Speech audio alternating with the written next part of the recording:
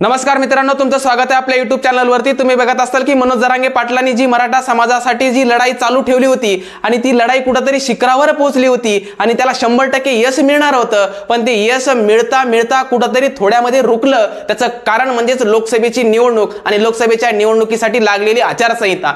म्हणून या ठिकाणी मनोज जरांगे पाटलांनी एक स्पष्टरित्या सांगितलं की आपण जर राजकारणामध्ये उतरलो आणि आपले मावळे जर राजकारणात गेले तर 100% आरक्षणाचा विषय बाजूला राहील आणि डोक्यात राजकारण म्हणून मनोज जरांगे पाटलांनी राजकारण कुठेतरी बाजूला ठेवलं आणि महत्त्वाचा प्रश्न ती लढाई सुरूच ठेवली।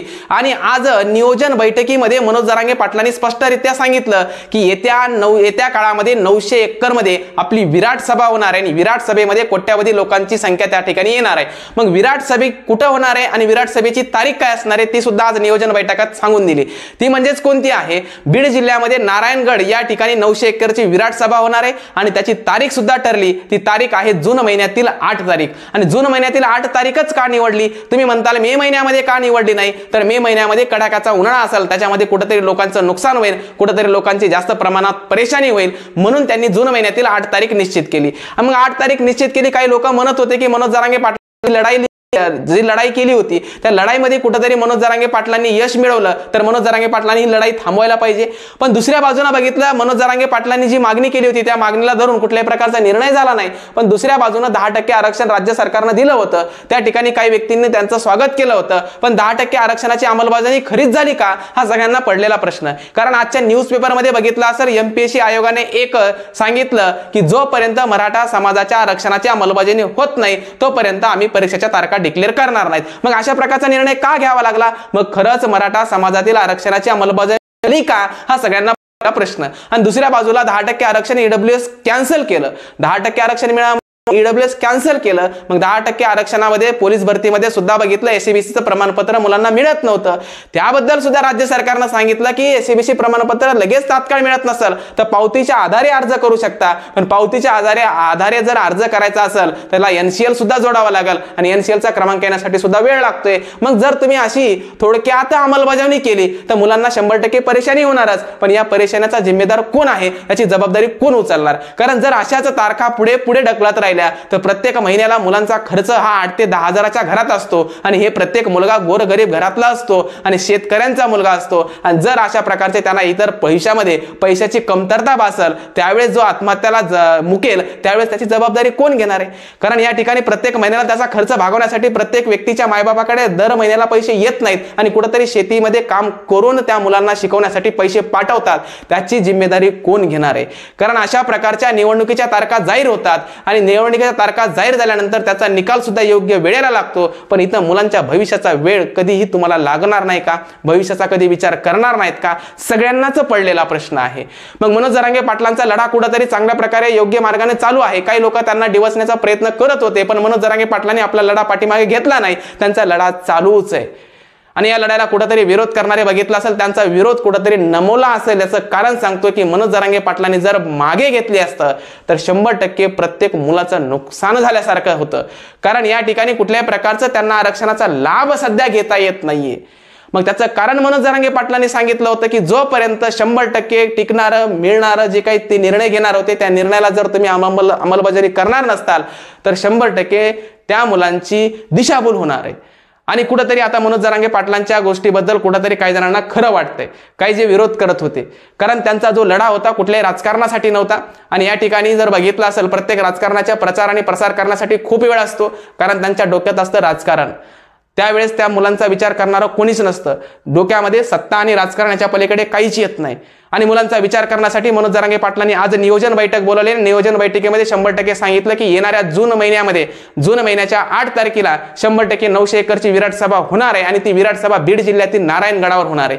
आणि याच्यासाठी जर बघितलं भारतातील सर्व ठिकाणाहून लोक येणार आहेत, जवळपास कोट्यावधी लोकांची संख्या त्या ठिकाणी जमणार आहे असं मनोज जरांगे पाटलांनी आज नियोजन बैठकीमध्ये सांगितलं। मग जी 900 एकरची सभा होणार आहे, विराट सभा होणार आहे, त्या विराट सभेकडे सगळ्यांचं लक्ष लागलं। विराट सभा घेण्याचं कारण काय? मनोज जरांगे पाटलांनी स्पष्टरित्या सांगितलं जोपर्यंत त्या निर्णयाची अंमलबजावणी होत नाही कोणत्या सगळेसोयऱ्याच्या तोपर्यंत माझा लढा चालूच राहणार आहे। आणि जर कदाचित त्याची अंमलबजावणी होणार असेल तर 100% भविष्यामध्ये राजकारणात कुठल्याही प्रकारचं पदार्पण करणार नाहीत।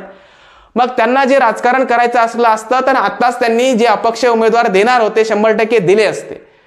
पण या ठिकाणी मनोज जरांगे पाटलांनी सर्व लोकांचा अभ्यास केलेला होता, कारण तळागाळातील लोकांना सध्या राजकारणाचा सहभाग नकोय, त्यांना महत्त्वाचं आहे आपल्या मुलांचं भविष्य। मग मुलांच्या भविष्यासाठी मनोज जरांगे पाटलांनी गोरगरीब लेकरांचा लढा उभा केला आणि कुठेतरी शिखरावर पोहोचला, पण येत्या काळातील निवडणुकीमुळे कुठेतरी ते रुकला।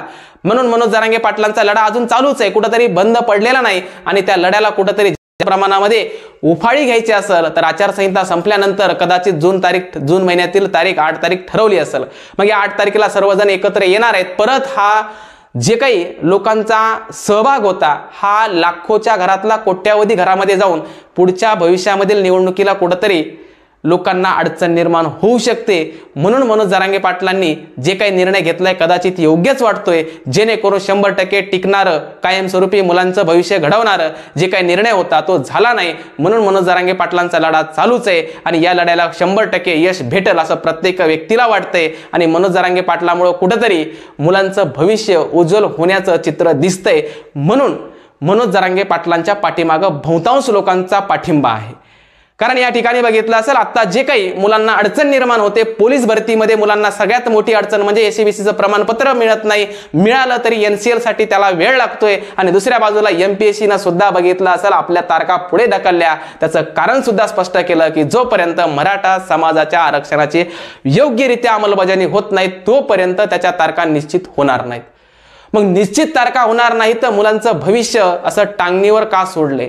कारण त्या मुलांचा कुठल्याही प्रकारचा जास्त प्रमाणामध्ये भरमसाठ पैसा नसणारा बाप नसतो, जेणेकरून प्रत्येक महिन्याला पैसे देईल आणि पैशाचा पुरावा करणारा जर चांगला प्रकारचा भरमसाठ पैसा पुरवणारा जर एखादा त्याचा बाप असला असता तर त्याने अशा प्रकारची बोलणी दाखवलीच नसती। कारण मुलांच्या प्रतिक्रिया बघितल्या तर त्यांच्या डोळ्यातून पाणी येतं, जेणेकरून त्यांना असं वाटतं की प्रत्येक महिन्याचा खर्च कसा भागवावा, जेणेकरून प्रत्येक महिन्याला खर्च हा वाढत राहतो आणि कुठेतरी परीक्षा पुढे ढकलल्या तर त्यांच्या जबाबदारीला कोण मुकणार आहे? कारण या ठिकाणी त्यांची जबाबदारी जर बघितलं त्यांचा खर्च वाढतोय, दुसऱ्या बाजूने परीक्षेच्या तारखा लांबतायत। मग या ठिकाणी मुलांच्या समोर सगळ्यात मोठा प्रश्न उभा राहतो तो म्हणजे आत्महत्या। याला सुद्धा जबाबदार कोण आहे या प्रश्नाचं उत्तर देणं गरजेचं आहे। म्हणून या सर्व गोष्टीकडे लोकांनी विचारपूर्वक बघितलं पाहिजे आणि सर्वांनी जे काही आतापर्यंत मनोज जरांगे पाटलांना समर्थन दिलं होतं, काही जण विरोधक निर्माण झाले होते, विरोधकांनी सुद्धा लक्षात घेणं गरजेचं आहे की मनोज जरांगे पाटलांचा लढा का चालू आहे। कारण ज्या निर्णयाची अंमलबजावणी 100% होत नाही, कुठंतरी त्याच्यामध्ये अडचणी निर्माण होत आहेत, याचं कुठंतरी गुतलंय आपल्याला 100% कळतंय। कारण न्यायालय निर्णय यायचा बाकी आहे, कारण कुठंतरी याचिका दाखल केली होती, त्या याचिकावर निर्णय यायचा बाकी आहे आणि मनोज जरांगे पाटलांचा लढा चालूच आहे। याचा अर्थ मनोज जरांगे पाटलांना स्पष्टरित्या माहिती आहे की जोपर्यंत मुलांच्या भविष्यामध्ये कुठल्याही प्रकारचा अडथळा निर्माण होणार नाही तोपर्यंत आपला लढा यशस्वी झाला असं म्हणता येणार नाही। कारण लढा यशस्वी झाला तर त्याच्या भविष्यात अडचण निर्माण होणारच नाही। भविष्यात अडचण निर्माण होणार नाही म्हणजे याचं कारण काय?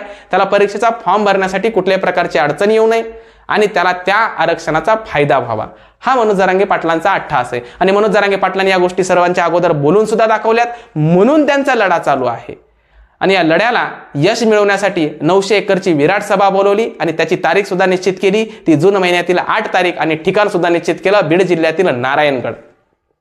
कारण त्या ठिकाणी बघितलं 1,500 एकरच्या पुढेही परिसर रिकामा आहे, म्हणजे कितीही लोक त्या ठिकाणी जमले तर कुठल्याही प्रकारची अडचण निर्माण होणार नाही असं मनोज जरांगे पाटलांनी या नियोजन बैठकीमध्ये सांगितलं। आणि या नियोजन बैठकीमध्ये सांगितल्यानंतर कुठेतरी विद्यार्थ्यांना सुद्धा वाटते की या ठिकाणी आपल्याला पोलीस भरतीमध्ये अडचण आली, एमपीएससी आयोगाने सुद्धा तारखा निश्चित केल्या नाही, याचं नेमकं गुतलंय कुठं, म्हणजे याचा अर्थ 100% अंमलबजावणी झाली का याच्यावर सुद्धा प्रश्नचिन्ह निर्माण होतो। म्हणून मनोज जरांगे पाटलांनी ही विराट सभा बोलवली आणि विराट सभेमध्ये बहुतांश लोकांचा सहभाग नोंदवला जाणार आहे, जवळपास कोट्यावधी लोक त्या ठिकाणी एकत्र येऊ शकतात, हे 100% मनोज जरांगे पाटलांनी वर्तवून दाखवलं आहे। तर येत्या काळामध्ये आपल्याला सर्वांना दिसेलच की नारायणगडावर लोकांची संख्या किती होती। ठीक आहे, थांबतो, धन्यवाद।